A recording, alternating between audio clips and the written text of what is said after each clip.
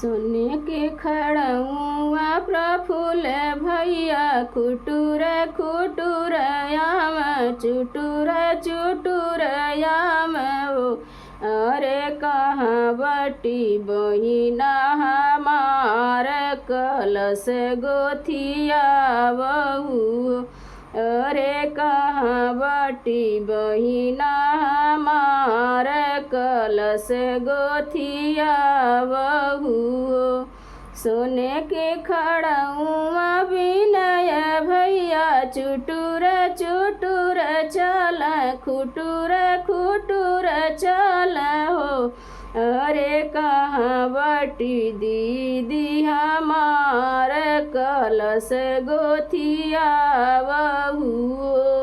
किया तू ही लेबू बहिना सोना चानी किया तू ही रुपया लेबू किया तू ही रुपया लेबू हो।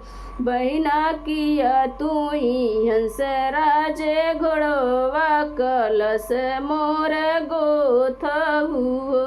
दीदी किया तू ही लेबू हंसराज घोड़वा कलश मोर गोथहू। नहीं हम लेब भैया सोना चानी नहीं हम रुपया लेब नहीं हम रुपया लेब हो। भैया नहीं हम लेब हंसराज घोड़वा कलश तुहर गोथब हो। भैया नहीं हम लेब हंसराज घोड़वा कलश तुहर गोथब हो। बट मोरे अम्मा के अनधन बाबा के सुहाग बड़ बाबा के सुहाग बड़ हो।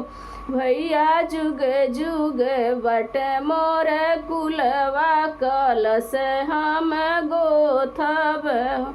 बाबू जुग जुग बट मोर यही बात कलश हम गोथब हो। सोने के खड़उआ कवन भैया खुटुर खुटुर याम चुटुर चुटुर याम हो।